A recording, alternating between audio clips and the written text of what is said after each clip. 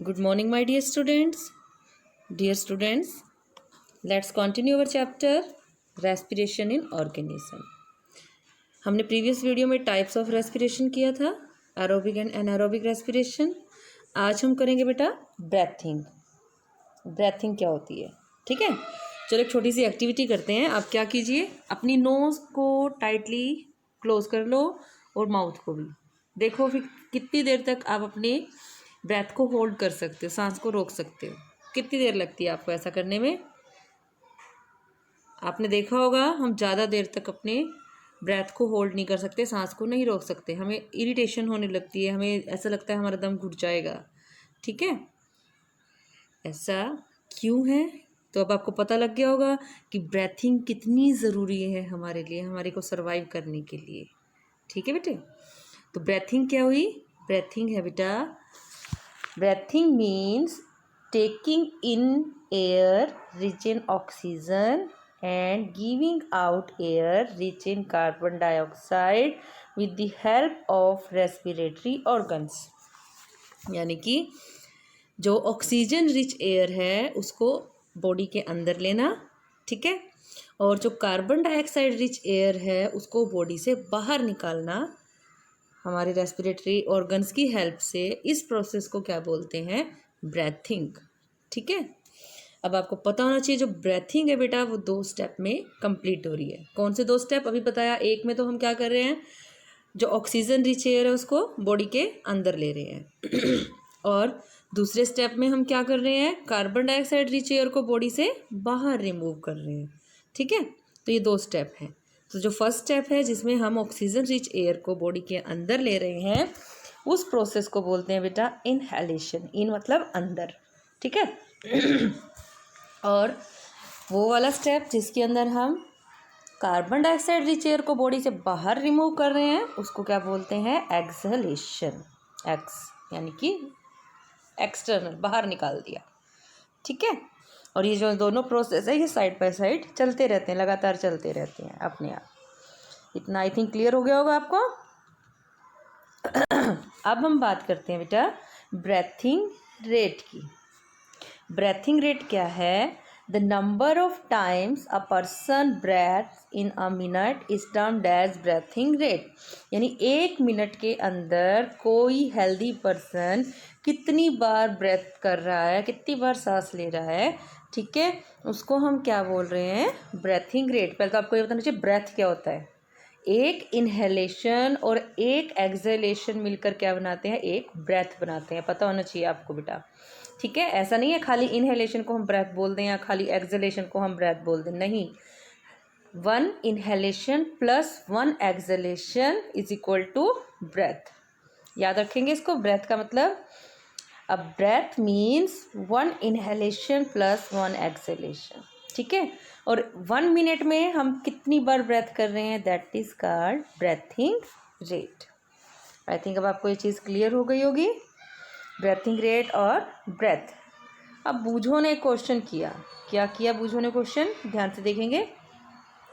बूझो notice that when he released his breath after holding it for long time sometime. उसने अपनी nose को थोड़ी देर बंद किया कस के.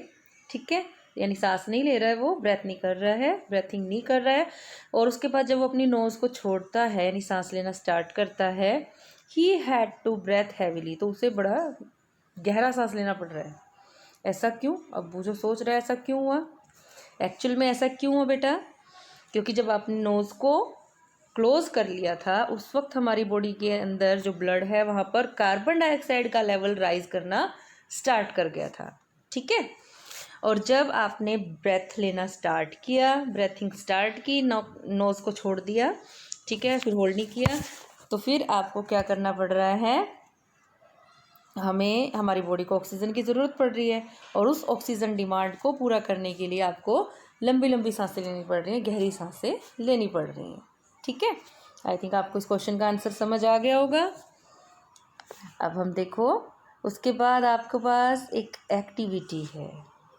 क्या है एक्टिविटी, कि generally we are not aware that we are breathing, हमें पता ही नहीं चलता कि हम सांस ले रहे हैं।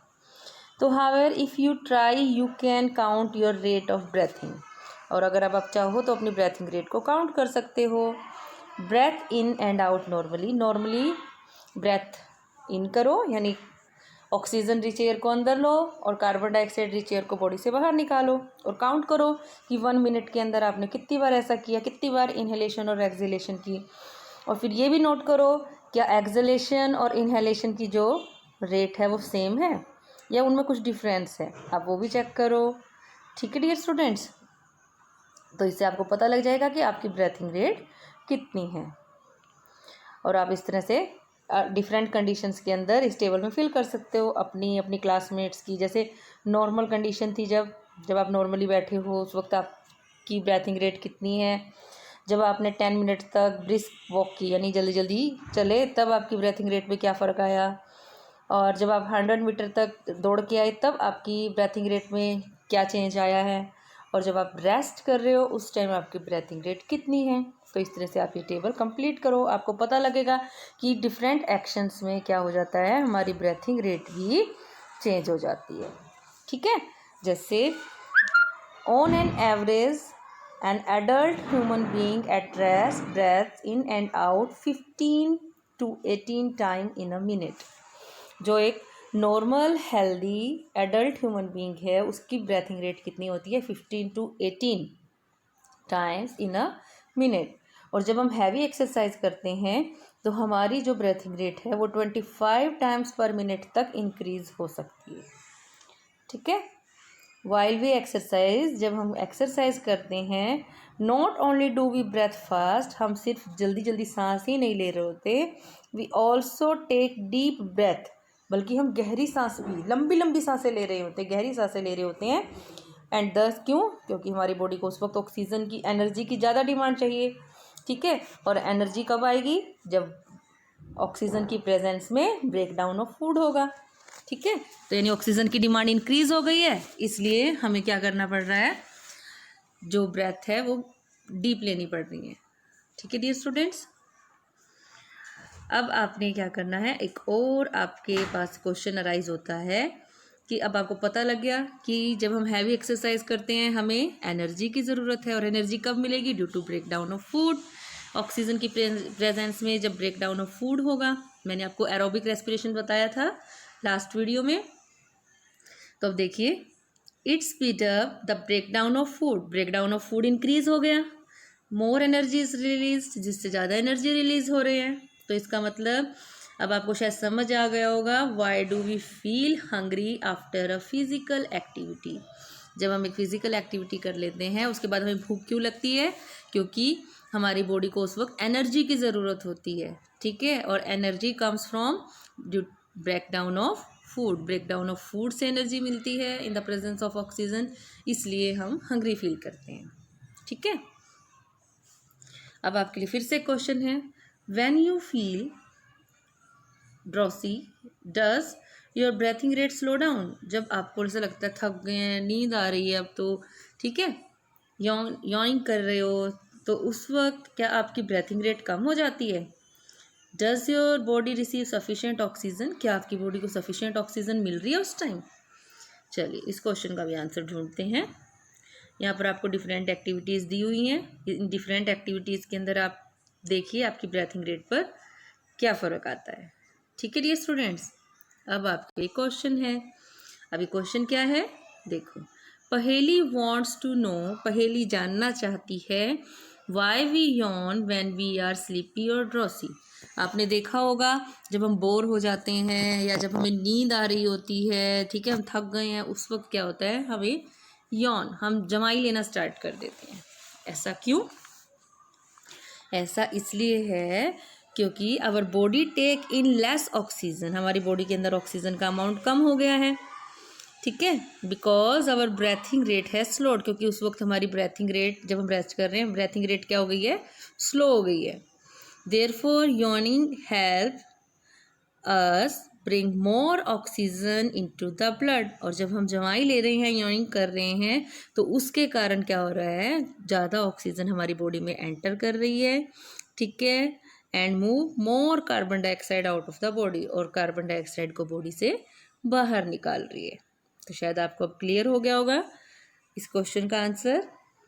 ठीक है डियर स्टूडेंट्स, आज के लिए इतना ही, मिलते हैं नेक्स्ट वीडियो में।